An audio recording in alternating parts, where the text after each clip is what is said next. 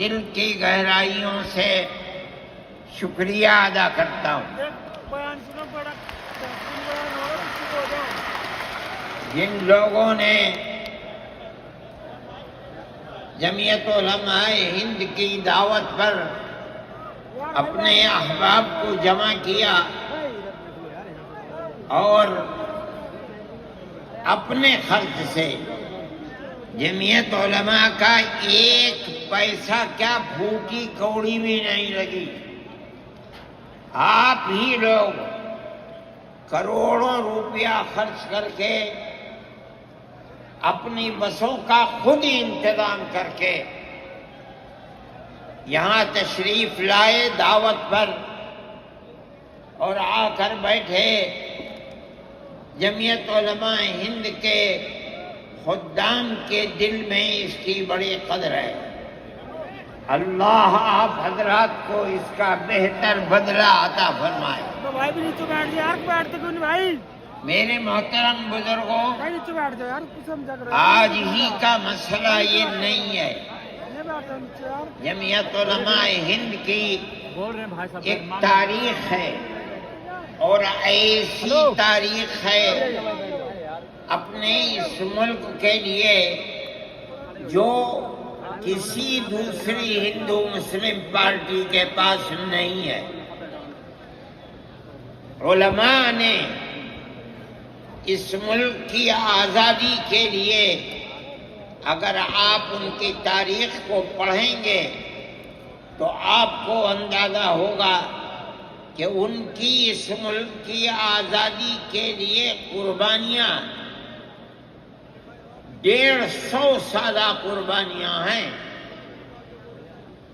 کوئی اس ملک کے اندر ہندو مسلم ایسی پارٹی نہیں ہے جس کی تاریخ ایسی قربانیوں کی تاریخ ہو. حضرت شاہ عبدالعزیز صاحب محدث دہلوی نے 1803 میں آواز بلند کی تھی کہ ہمارا ملک غلام ہو گیا. اس غلام ملک کو آزاد کرانا اس ملک میں بسنے والے ہر مسلمان اور ہر شخص کا فرض ہے. کوئی مائی کا لال نہیں تھا جو انگریز کی طاقت کے سامنے آزادی ملک کا نعرہ بلند کر سکتا. ایک مسلمان عالم دین نے اسی دلی کے اندر اس نعرے کو بلند کیا. اس کی جائیداد قلق کر لی گئی، اس کے مدرسے کو دفن کر دیا گیا، اس کو دلی بدر کر دیا گیا. لیکن یہ مسلمان ایسے نہیں تھے جو کسی ملک کے پیسے یا اس کی سطوت اور اس کی طاقت کے سامنے سر جھکا دیتے.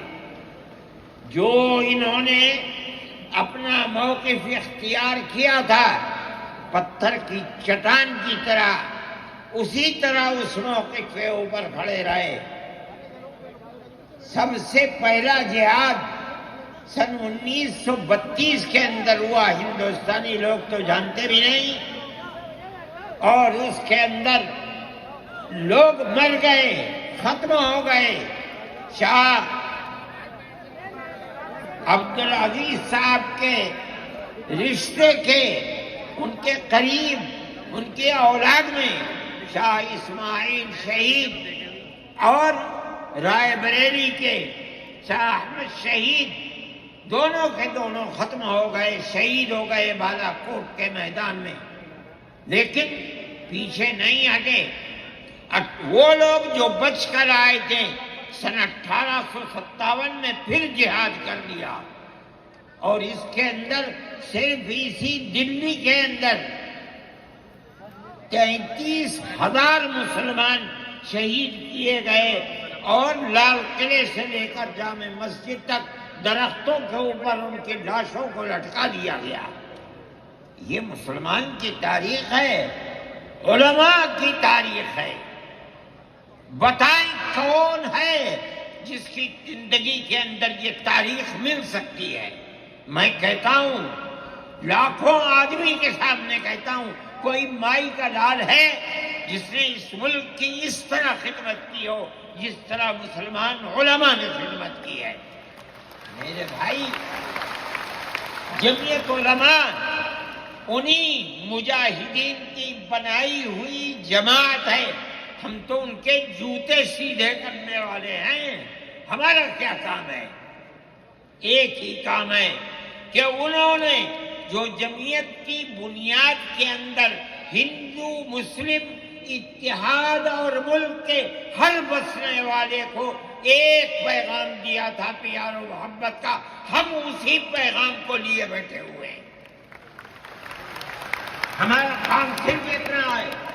دنیا توڑنا چاہتی ہے، حکومتیں برباد کرنا چاہتی ہیں، فرقہ پرست ذہنیت آگ لگانا چاہتی ہے، یہ نعرہ دینا چاہتی ہے کہ ہندو الگ، سکھ الگ، مسلمان الگ.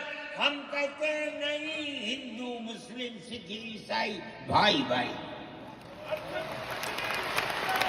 یہ ہمارا پیغام نہیں ہے، ان بزرگوں کا پیغام ہے جنہوں نے پھانسیوں کے تختوں کو چوما، اپنے اس ملک کے لیے چوما ہے، اس کی آزادی کے لیے چوما ہے.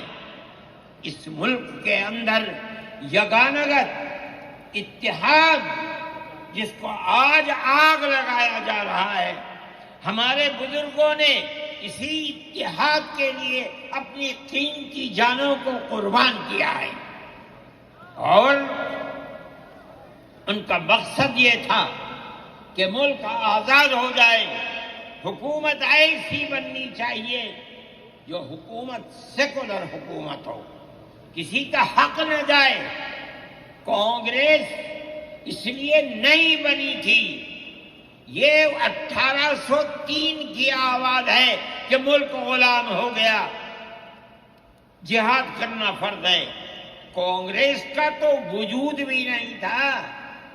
کانگریس تو 28 دسمبر 1985 کو بنی ہے اور اس کا پہلا اجلاس بمبئی کے اندر ہوا ہے. آپ لوگ سمجھیں اس کو، کانگریس ملک کو آزاد کرانے کے لیے نہیں بنی تھی. کانگریس کی تجویز موجود ہے.